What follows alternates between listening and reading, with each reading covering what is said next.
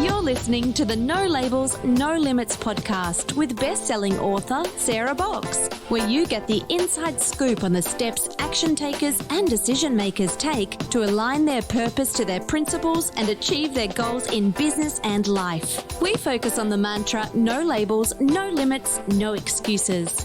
And now, without further ado, please welcome your commanding coach with plenty of chutzpah and heart, Sarah Box. Hey there, let me share something with you that today's guest has shared with me. And that is that for most of her life, she had no idea how to be a woman. Now, when you meet her, you might scratch your head and think, what? She's all of that and more. Well, let me tell you a little bit about our guest today. And I'm Sarah, your host of the No Labels, No Limits podcast. And I'm super happy to have you back this week for a podcast all about shedding limiting labels and beliefs so that we can live true to who we were created to be. So our guest this week is Rima Bonario. And Dr. Rima Bonario is a dream weaver, soul coach, and wild heart healer who draws from a culmination of 30 years of her own evolution to help women experience personal wholeness, relationship harmony, and material abundance in their lives. Let's pause and just take in all of that wealth of information and experience that we get to draw on today. Rima specializes in the arena of personal sovereignty and the challenge many women face in maintaining a healthy balance between caring for others and caring for themselves. I'm super interested in that because I know my teeter-totter has gotten out of whack on that.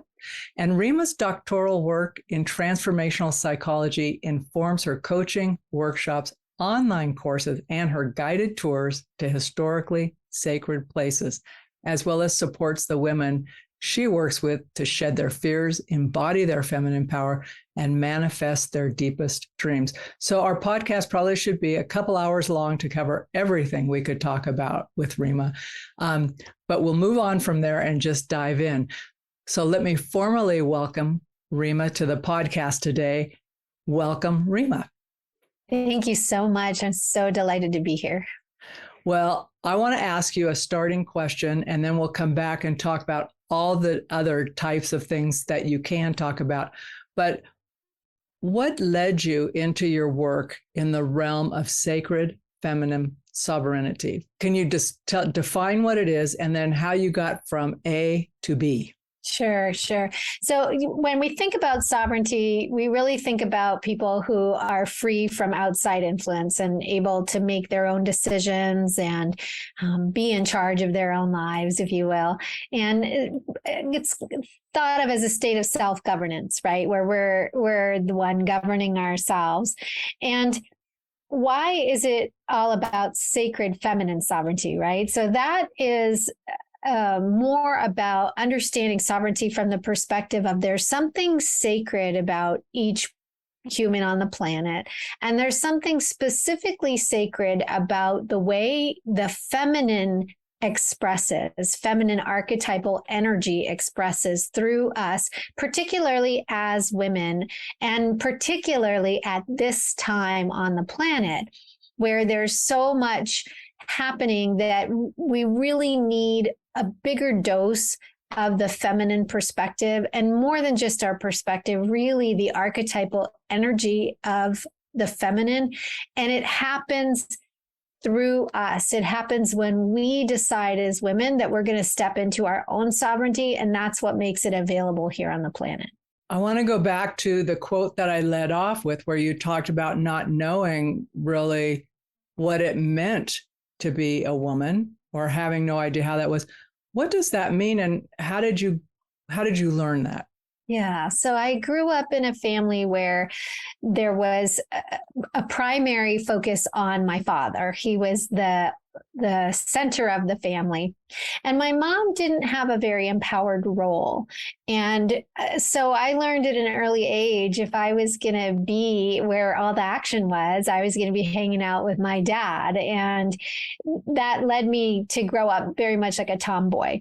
And so I had an energy signature that was very masculine. In other words, I was always running around doing things and go up to stuff. And I didn't understand what it meant to have feminine energy because there wasn't strong feminine presence in my house.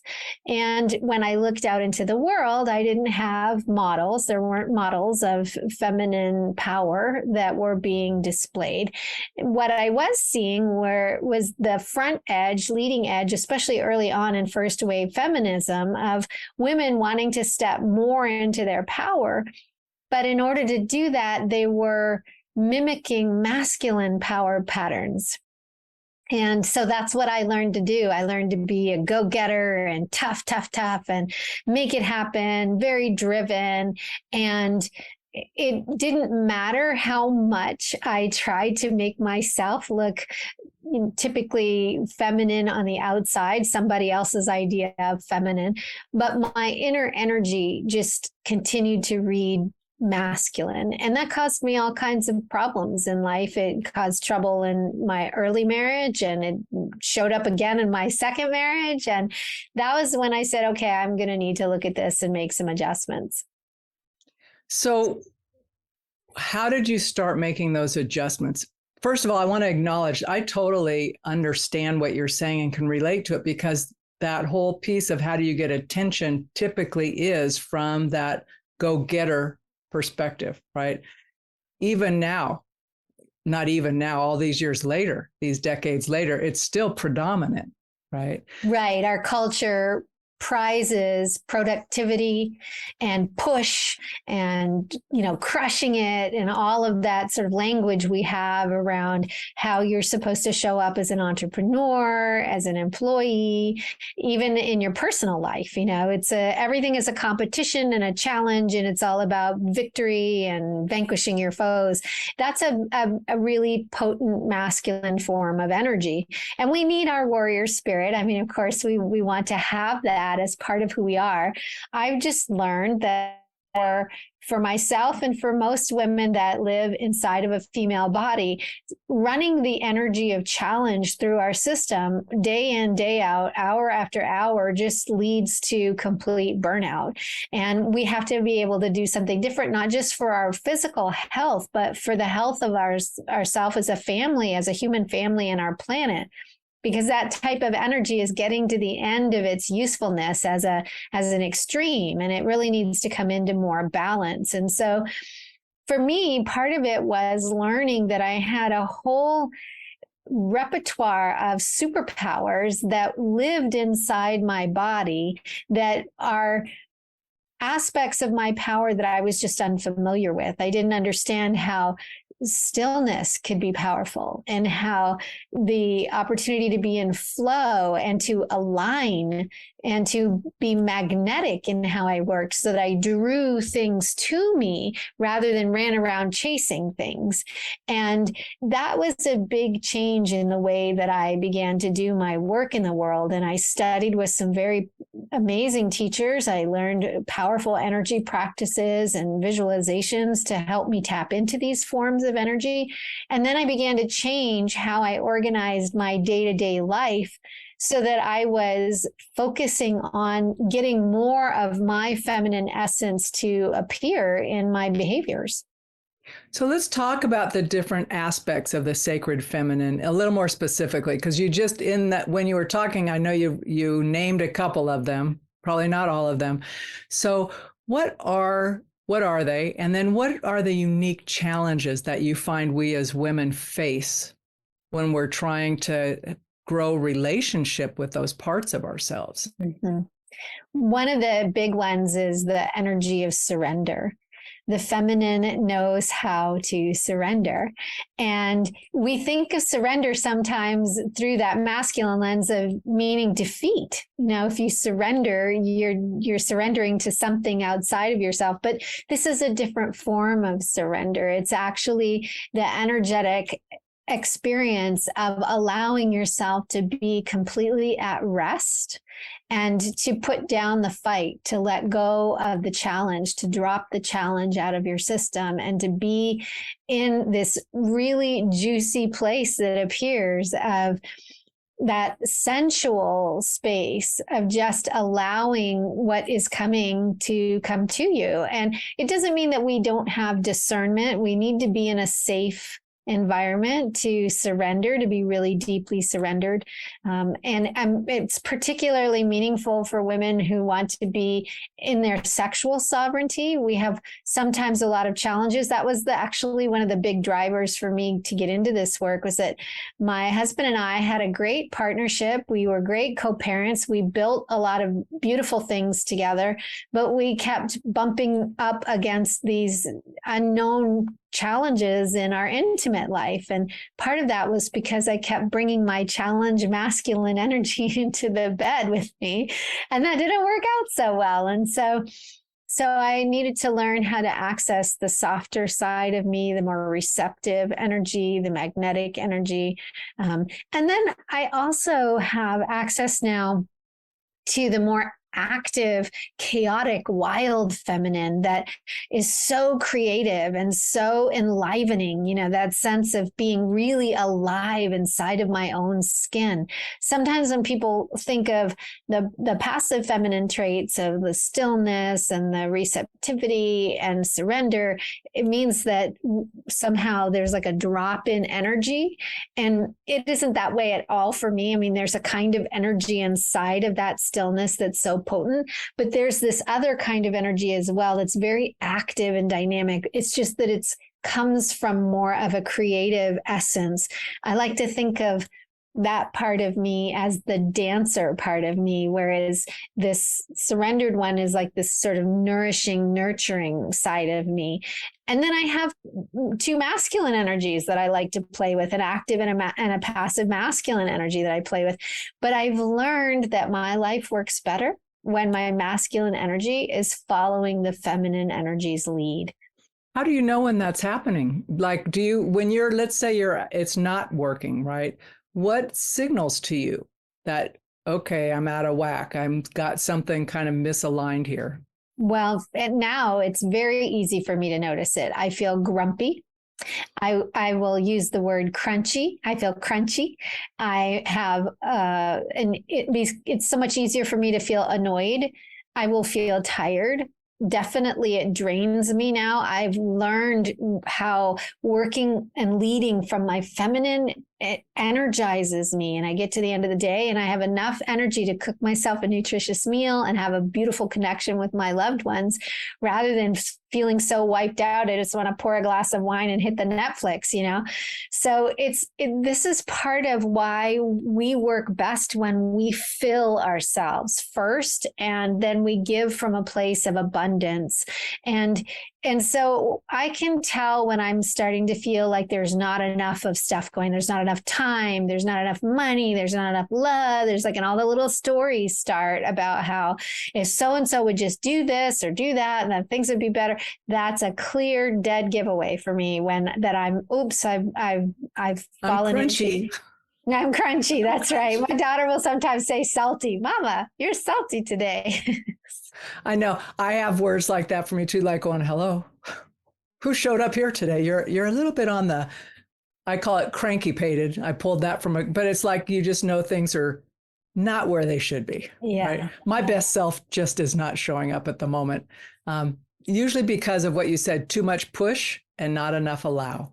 Mm-hmm. But even getting that bit of kind of groundedness it's not like a click your fingers and all of a sudden you're crystal clear on it. So that's why I'm so curious about the process and how you evolved into that. Well, it becomes a daily practice, because the thing is, we can't wait till we need it and think we're going to have the creative capacity to suddenly pull out of our pocket the exact thing that's going to make it happen for us. If we haven't developed a practice to where we know how to use these tools and we use them in good times and bad and on neutral days, then we're not going to be as likely to be successful in shifting our energy when we really need it.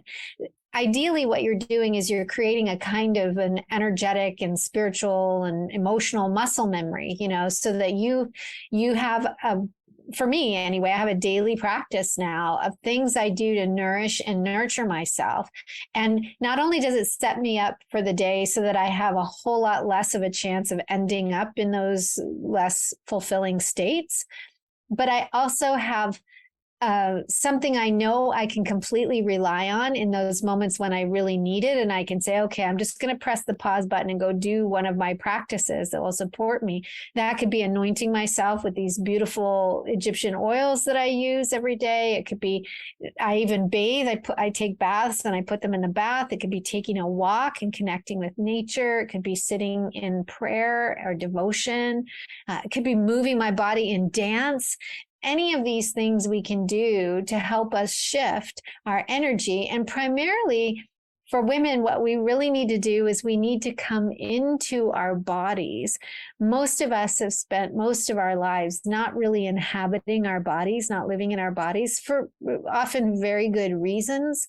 But that's the way that we get disconnected from the cues that tell us it's time to stop. We've done too much. Well, and I'm just thinking about like being in the middle of a day where you're driven, right? I've got these things I've got to do. And there's this thing saying, I am tapped out. I need to do something restorative and nurturing for myself, right?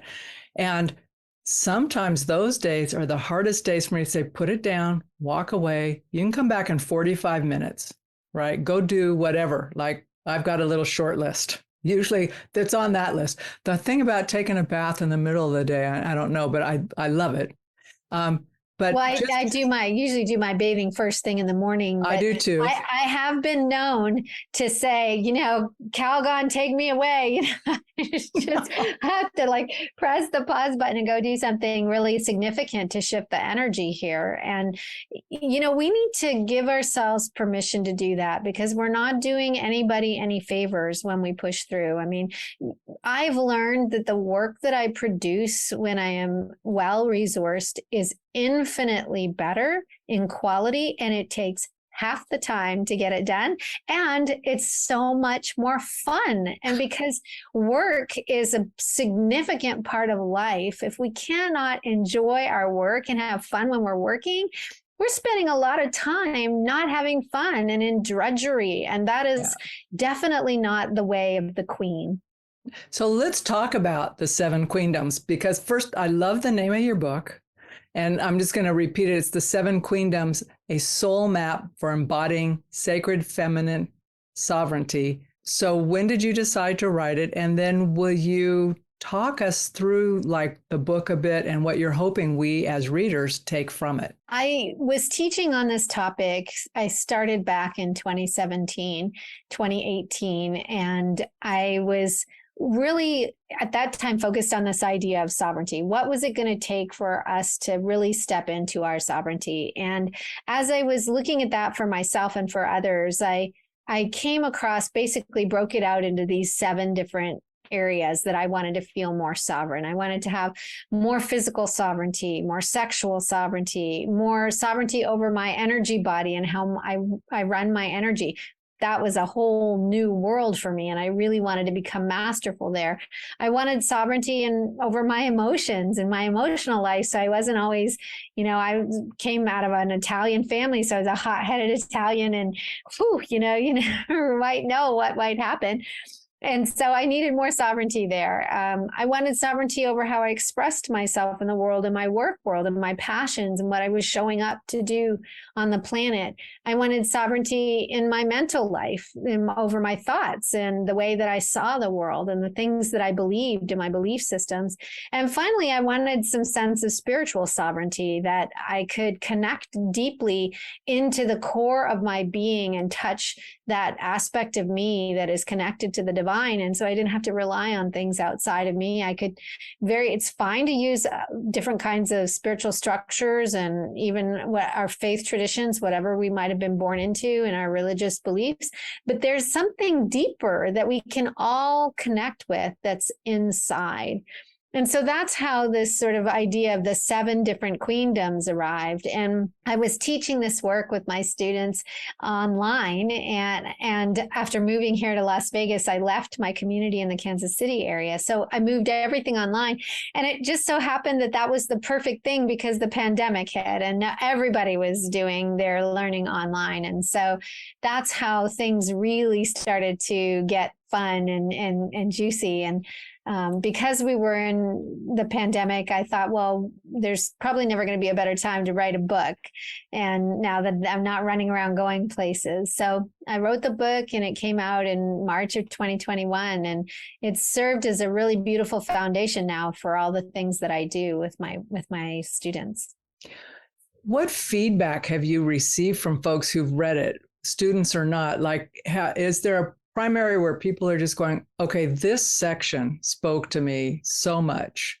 That's such a great question. When I first conceived the book, I thought, well, I'm just going to give the 7 queendoms. It's just going to be a how-to thing and it'll be, filled with this information. And as I was writing it, I realized that I was going to have to tell my personal story, and I was going to have to talk about each of these queens and the way they showed up for me and really why I'm on this journey to begin with. So the whole front section of the book, really, it's got 4 sections. The first section is all about the experience I had growing up that we've been chatting about here. And it's been interesting to hear from people that they relate to these same experiences of the sort of very strong fatherly kind of archetypal energy, whether it was in their house or outside of their house, and this need to find our footing, as women and find our power. So that's been kind of cool. But then once you get into the actual queens themselves, that part of the book is really powerful because it's got exercises and questions and different kinds of practices you can do. And what I hear from people is that they've found those to be really life-changing, and that they keep the book out because stuff will happen and they think, wow, I read something about this in that book and there's a practice in there I can use, and they'll go grab it and look it up, and it becomes a really potent resource so that it's not something you just read and then forget about. It's actually something that becomes a lived experience. It's a companion. Yeah, it's a guidebook. Yep. Yeah. Mm-hmm.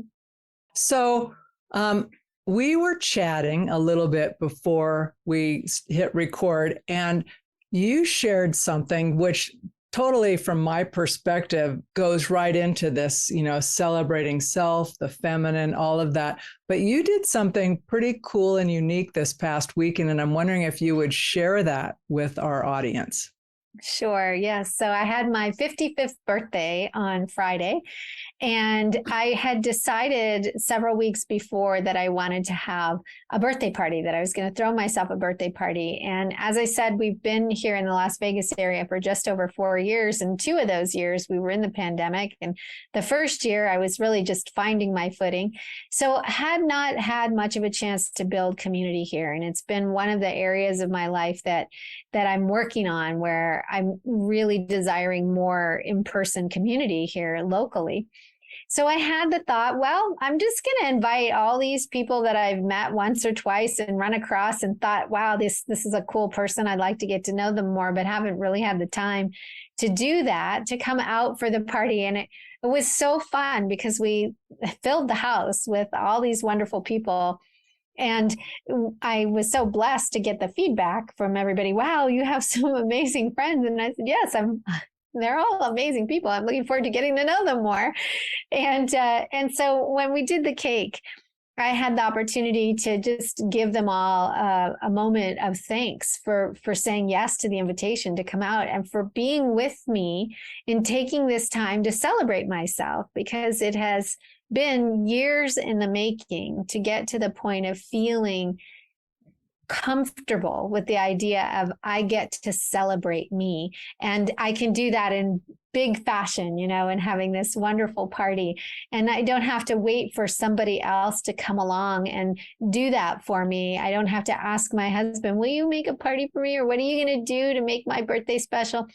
I get to feel completely empowered to create whatever it is that I want for myself, and then enroll him and whoever else might be wanting to do that and joining me in the celebration. And it's such a powerful place to live from when we feel this sense of agency that we can create and manifest the things that we desire in life.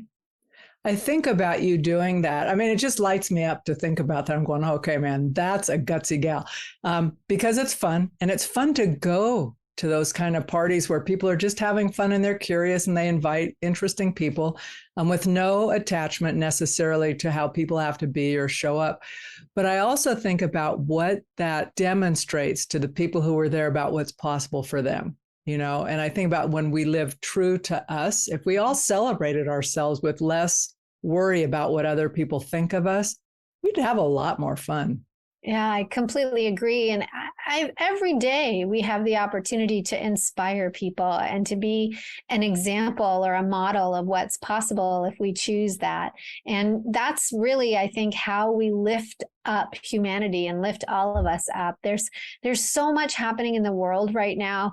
This movement that is really, it sort of comes in ebbs and flows. It feels like a couple of years ago, there was a really, a lot of activated women, and then it seemed like it wasn't as activated for a while. And now what we're seeing happening in Iran with all the women saying enough is enough and wanting to have more sovereignty over themselves. We're seeing mothers in Russia rebelling against having their children conscripted into military service for a war they don't believe in. And I have to tell you that I believe in the core of my being that the work that all of us do, sitting in circles like the ones I run and listening to shows like yours, that we all do this work to get more in tune with our deepest nature, that we create the space for other people to do the same, even on the other side of the planet. Quantum physics is telling us that reality is nothing but overlapping energy fields. And so when we change ourselves, the whole enchilada changes too. And it's really remarkable to see what's happening. That's true. And I just think about that story about, the ant trying to cross the string and how far it is. And yet, if you bring the ends of the string together, right, it's always right there, right? But I make the string really difficult. It's like, just bring it together. So, but I celebrate you celebrating your birthday. And I did want to ask you, do you think the shift that you're seeing with women around the world is transitory or permanent? Because as you said, the ebbing and flowing, I'm just curious what your sense is about it from your continuing to review it.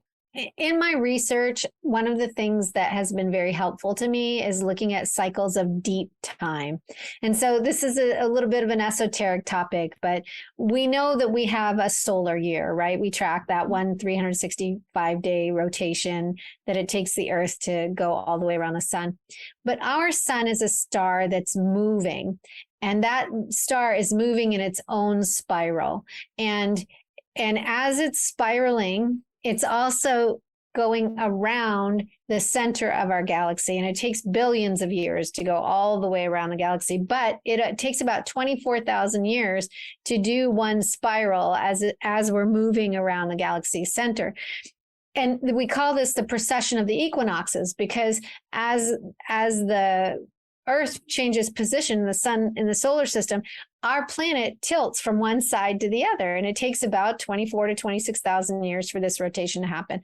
So this is sort of geeky, sciencey stuff. You can look it up. It's taught in your 7th grade science textbook. All of this is there.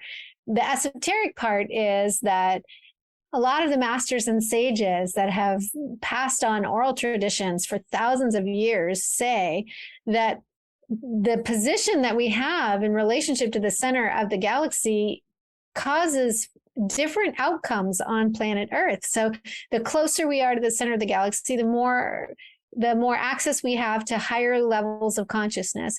And during the period when we're a little bit farther from the center of the galaxy, we go into this sort of forgetting time where we forget our essence, we forget our magnificence, we forget who we are as a people.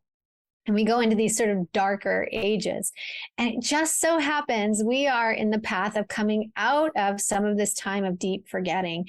And we're moving into a time where the energy of the feminine, which is sorely needed, is what is the call of the day. It is what is needed. And so while we may have fits and starts along that path as we're moving closer into this time of more wakefulness, we will eventually do what's needed to create more consciousness on the planet. And really, for me, that's about bringing us into a greater sense of balance so that we have all of our masculine energy to get out there and do a lot of amazing, incredible things.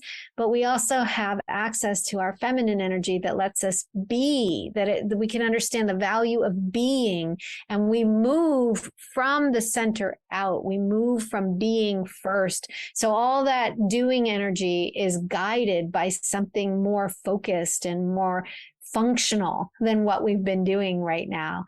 So I think it's a permanent change in that longer cyclical cycle. So, permanent as far as our lifetime goes, we might not even see the fullness of it come online before we move on to whatever's next, because we're just at the beginning of these. There's sort of like 2,000-year pockets of time that are themed out. So.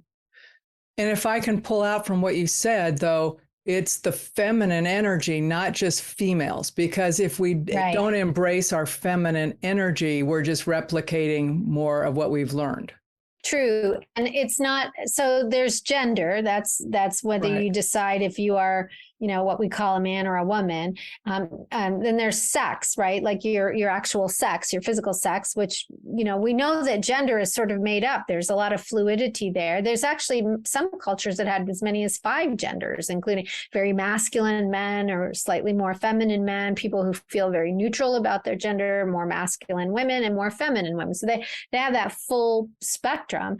And then what I'm talking about is archetypal energy of the feminine and the masculine. And every one of us has both masculine energy, that's this very sort of outward focused, challenging, heroic energy, and the feminine energy that's more of a draw inward, that's more of a receptive and magnetic kind of an energy. And how much we express each of those energies really depends on what our tendencies are in our personality, but also it depends on the conditioning that we've had growing up. Where I grew up, I didn't see a lot of respect for feminine principles. So I just was like, okay, none of that for me. And if you grow up in a house that's more matriarchal, for example, you might have a sense of a really deep connection to your feminine power, and you might not have much access to your masculine power. So we want to have both of these skill sets online and available. Thank you for that. So I asked, and you indicated that if folks want to take a quiz on your website, that they're going to get something that will help them learn more about themselves, correct? Can you share that?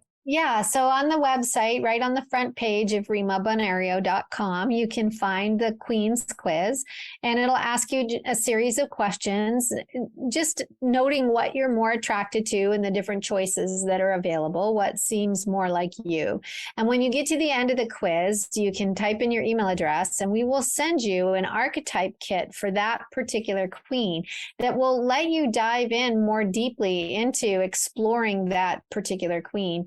And we'll just email it directly to you, and you can get a chance to play around with some of the energies of those queens. And I have all 7 available on my website, or you can, of course, purchase the book. There's a fair amount of information in the book as well.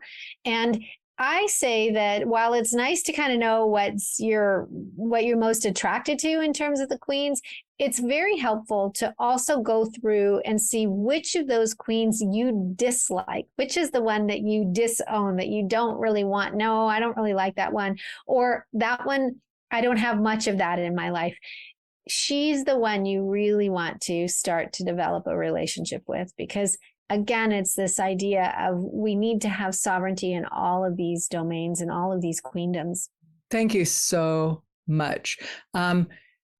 Is that the best way for people to connect with you, just to go to your website, or are there other places that people typically reach out to you or follow you on?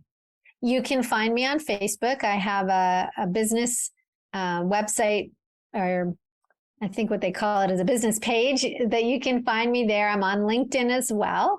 I am on Instagram, not as much as these other two places, but do connect with me there. And I have also a way for you to email me off the website. And I'm the only Rima Bonario that I know of in the world, so I'm pretty easy to find. And I would absolutely love to hear from your listeners and viewers about what they are interested in and what they would like to know more about the queens and how the queens show up in their world. I really love to do this work. And so any way you reach out to me is fine with me.